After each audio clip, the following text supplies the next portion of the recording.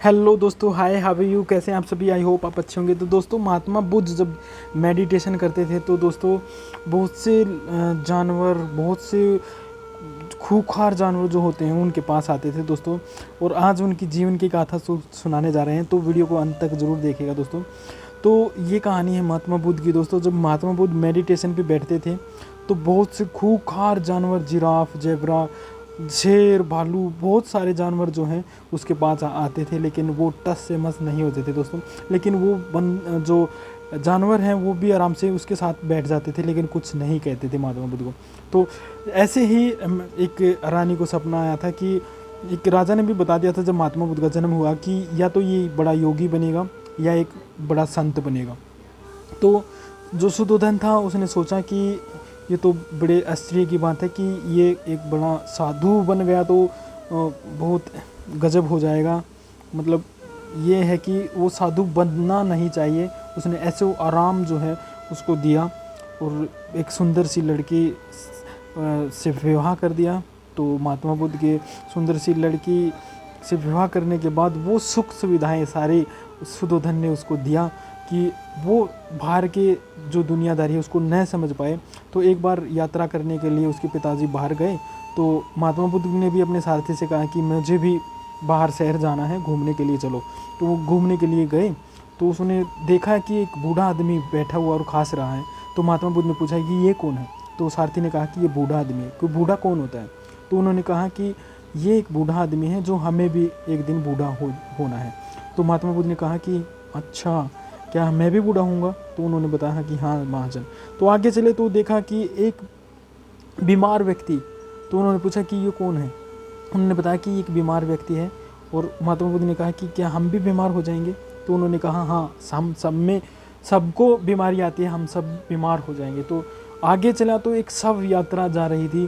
तो शव यात्रा देख करके महात्मा बुद्ध बोले कि ये क्या हो रहा है? तो उन्होंने कहा कि ये शव यात्रा है, हमें भी मरना है, इसी प्रकार से हम भी मिट्टी में मिल जाएंगे। तो महात्मा बुद्ध सोच में पड़ गए कि ये तो बहुत गजब की बात है, आश्चर्य की बात है कि हमें भी जन्म हुआ है, बुढ़ापा आएगा, बीमारियां आएंगी और फिर लास्ट में जो है हमें मर जाना है।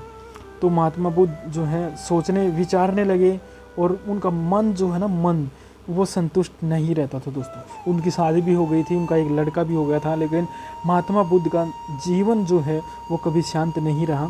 और उस अवस्था में जब वो किशोर अवस्था में थे तो उन्होंने इस प्रश्न का, इस समस्या का निवारण ढूंढना शुरू किया। तो एक योगी ने पहले ही बताया था सुद्धोधन को और उनकी माता को कि या तो बड़ा योगी बनेगा या एक संत बनेगा। तो अब वो उसके पुत्र राहुल को देखता है और अपनी पत्नी को देखता है। तो वो सोचता है कि क्या किया जाए, क्या इन समस्याओं का निवारण ढूंढा जाए या नहीं। तो वो एक दिन रात के समय में दोस्तों निकल गए अपनी पत्नी और राहुल को छोड़ करके, क्योंकि इसको पता था कि दुखों का निवारण ऐसे नहीं ढूंढा जा सकता, क्योंकि उसका पत्नी का जो प्यार है, जो जिससे बहुत प्रेम करते थे, और उसका पुत्र जो है बहुत प्रेम करते थे वो उनसे। लेकिन उन सब को छोड़ करके वो निकल पड़े रात को ही। और दोस्तों जब वो रात को निकले तो उन्होंने एक योगी मिले। योगी से मिलकर उन्होंने सत्य को जानना चाहा तो वो संतुष्ट नहीं हुए।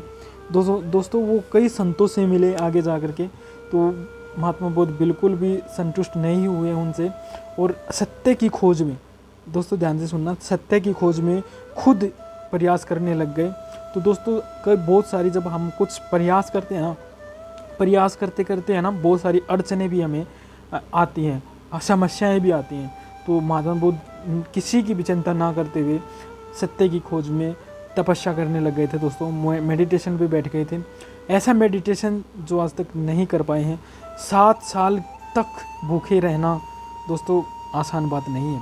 तो महात्मा बुद्ध 7 साल तपस्या करने के बाद इस निश्चय पर पहुँचे थे कि भगवान की खोज में तपस्या करना व्यर्थ है। दोस्तों महात्मा बुद्ध ने जब तपस्या पे बैठे हुए थे तो महात्मा बुद्ध की मृत्यु होने वाली थी। तो सुजाता नाम की एक लड़की ने उसे खीर का कटोरा खुआया। उस समय में महात्मा बुद्ध नहीं तो मर जाते दोस्तों। उस समय में सुजाता नाम की लड़की ने उसका खीर का कटोरा पिलाया।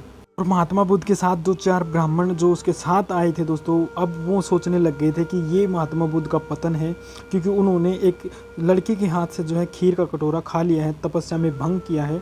तो वो जो 4 ब्राह्मण थे वो भी छोड़ करके महात्मा बुद्ध को उस समय पे निकल गए थे कि ये इसकी तपस्या व्यर्थ है, ये अच्छा योगी नहीं है, ये तो अपनी तपस्या भंग करके खाना खाता है। तो दोस्तों महात्मा बुद्ध उस समय पर ज्ञान की प्राप्ति के लिए प्रयास कर रहे थे। जब महात्मा बुद्ध को सच्चे ज्ञान की प्राप्ति हुई दोस्तों, तो वो ब्राह्मण जो छोड़ करके चले गए थे वो भी वापस आए और महात्मा बुद्ध के वचन सुने।